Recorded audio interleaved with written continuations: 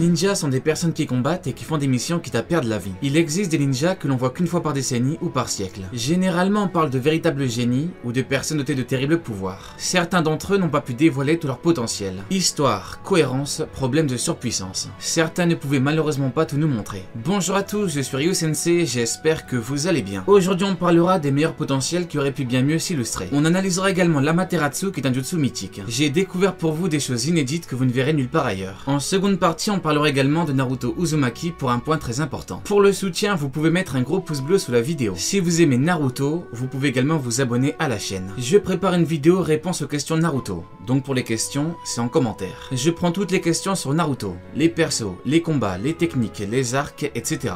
Naruto vie.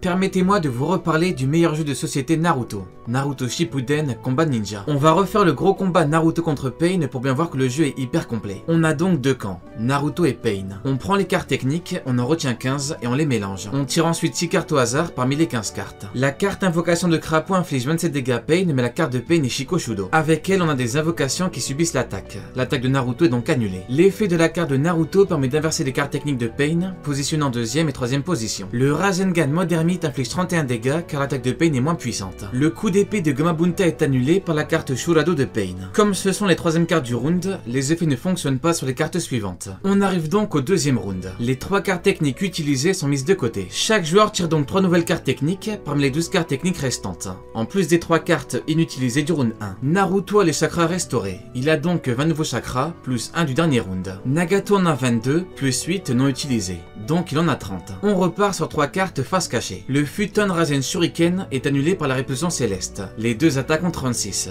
Personne ne perd de PV. Le Rasengan est annulé par le Shikoshudo. Les 2 attaques ont 36. L'effet de la carte de Naruto permet d'infliger 14 dégâts supplémentaires sur la prochaine attaque. L'effet pour Nagato, c'est une augmentation de 13 dégâts. L'attaque de Naruto inflige 30 dégâts plus 14, donc 44. Cependant, l'attaque est contrée par Gakido. Pain vole même 4 chakras. Les 2 ninjas ont encore des PV, donc on démarre un 3e et dernier round. La carte de Naruto annule la carte de Pain, Shibaku Tensei. Via l'effet, la carte de Naruto en 2e position passe en 3e. Par contre, Nagato perd 3 PV car la technique l'épuise. Le Rasengan perd contre le Shinra Tensei. Naruto perd 37 PV et Pain en perd 2. Car la technique est hyper puissante. La dernière carte de Naruto a sonné Pain, donc l'attaque de Pain perd 11. Le Shinra Tensei à 39 passe à 28. Le Rasengan devient plus puissant, Nagato n'a que 28 PV, Nagato a perdu. On a donc eu un combat très serré entre 2 hommes très puissants. Dans le jeu on peut refaire tous les combats de Naruto Shippuden. On a beaucoup de combinaisons différentes. Même en refaisant les mêmes combats des milliers de fois, le résultat sera différent. Naruto Shippuden combat de ninja.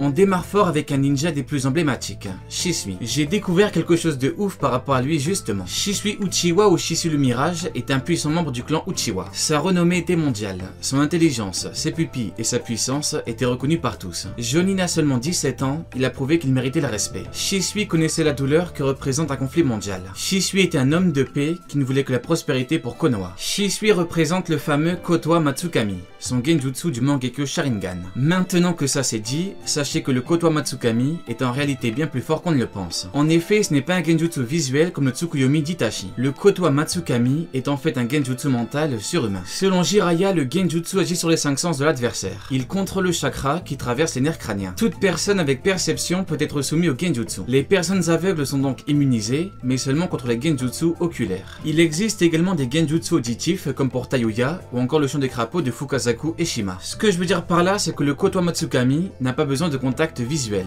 de contact direct avec les yeux. En effet, Danzo l'a utilisé contre Mifune tout en gardant son bandage. Je ne sais pas si tout le monde se rend compte. Au premier abord, on pourrait dire que c'est normal et on pourrait dire qu'il n'y a rien de choquant. Mais en réalité, c'est totalement l'inverse. Voici un argument qui fera que tout le monde comprendra. L'Izanagi et l'Izanami. Tout le monde connaît l'Izanagi et l'Izanami, les genjutsu ultimes des Uchiwa. Ce qui change la réalité. La plupart des genjutsu oculaires sont délivrés par contact visuel. Par contre, l'Izanami et l'Izanagi justement ne nécessitent pas de contact visuel, tout comme le Kotoa Matsukami. Avec le Kotoa Matsukami, on a donc une autre version de l'Izanagi et l'Izanami, mais sans la perte de l'œil. Que ce soit pour l'Izanami, l'Izanagi ou le Kotoa Matsukami, on n'a pas besoin de contact visuel. Kotoa Matsukami, ça vient du shintoïsme, ça veut dire littéralement déité des cieux distingués. C'est le nom des premiers dieux shinto, des kami en japonais, apparus apparu lors de la création de l'univers. Je vous épargne toute l'histoire, mais voici ce qui nous intéresse ici. La génération suivante des divinités après Kotoa Matsukami inclut Izanagi et Izanami, respectivement matriarche et patriarche des divinités japonaises suivantes. Pour faire la synthèse de tout cela, Kotoa Matsukami égale divinités qui ont créé l'univers et qui sont apparues avant Izanagi et Izanami. Izanagi et Izanami qui eux n'ont créé que la Terre et le Japon. Dans le manga, l'Izanagi, Izanami et Kotoa Matsukami sont des genjutsu similaires. Par contre, le Kotoa Matsukami est en fait plus important que l'Izanagi et l'Izanami. Ce que je veux dire, c'est que par rapport à Shisui, on a un genjutsu qui est phénoménal. On a donc un genjutsu de la trempe de l'Izanami et l'Izanagi. Par contre, selon moi, il est plus important car il est plus rare et exclusif à Shisui. Et l'œil n'est pas perdu. Kabuto dit qu'il n'y a qu'un genjutsu qui peut libérer les deux tensei,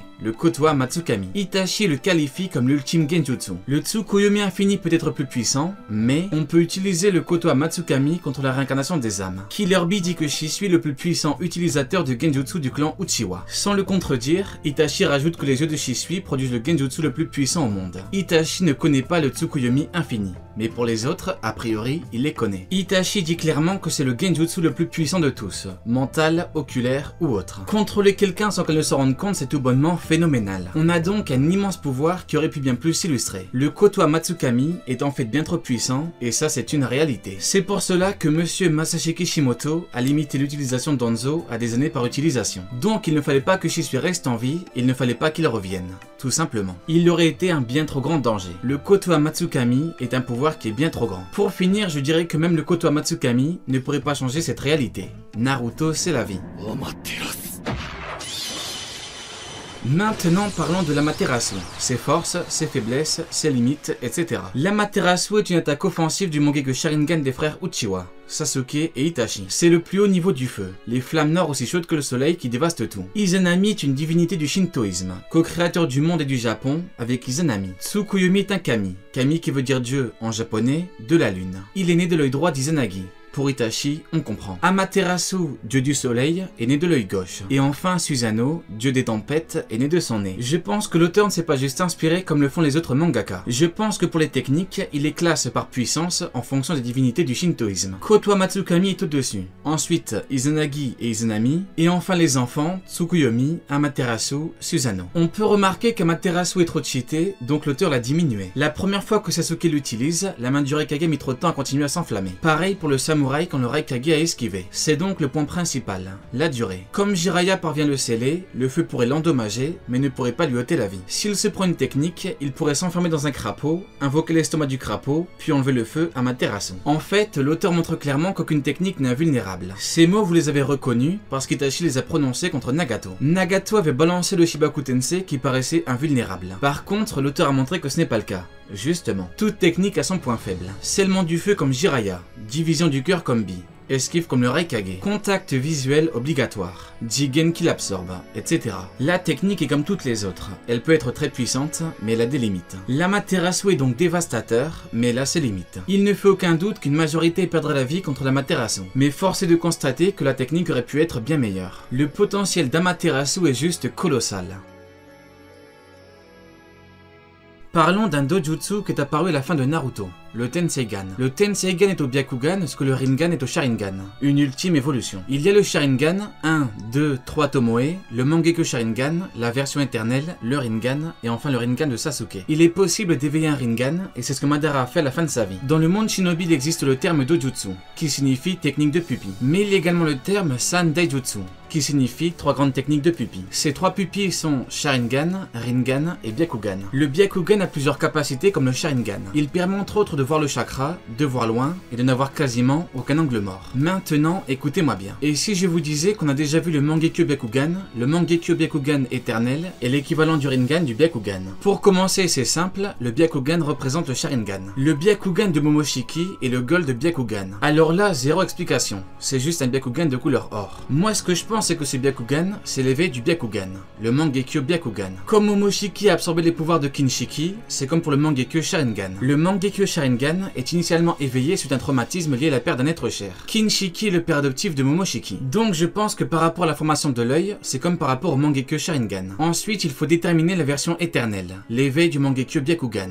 le Mangekyo Byakugan éternel. Je pense que vous ne l'avez pas, donc je vous le dis. Ishiki, Otsutsuki. On remarque que la couleur est la même que par rapport à Momoshiki, mais avec des symboles en plus, comme pour les Mangekyo Sharingan éternels, qui changent après l'éveil. Avec, on peut rétrécir ou créer des cubes noirs qui sont très puissants. Pour finir, on a l'ultime stade du Byakugan, l'œil du frère d'Hagoromo. Amura Otsutsuki, le Tenseigan. L'ultime technique du Tenseigan est plus puissante que celle du Rinnegan. Elle est bien plus dévastatrice. Le mode chakra est exceptionnel. On peut créer beaucoup de Gudodama que l'on manie pour combattre ou autre. Obito, Madara et Naruto n'ont même pas montré plus de 10 Gudodama, alors qu'avec le Tenseigan, on peut en faire bien plus. Le Gudodama, c'est la transformation de 5 chakras élémentaires, avec du Yin et du Yang. Hiruzen les a comparés au Jinton de Onoki, sauf que là on peut changer de forme, alors que le Jinton n'a que 3 formes. Et en plus, on parle de 5 chakras élémentaires. On parle du Yin et du Yang. Dans le 4ème databook, il est dit qu'une seule Gudodama est censée pouvoir tout désintégrer, si on n'a pas de puissance divine comme Naruto ou Sasuke. Un seul golem fait jeu égal voire plus avec la moitié de Kurama, le démon à 9 queues. Avec le Tenseigan, on peut découper la lune en deux très facilement, en un seul coup. Le Tenseigan, c'est l'œil de la réincarnation, et paradoxalement, l'œil de la destruction. Il peut tout détruire et peut faire revivre une planète entière. S'il peut faire revivre une planète, imaginez ce qu'il peut réincarner. Le Tenseigan n'a pas encore tout dévoilé.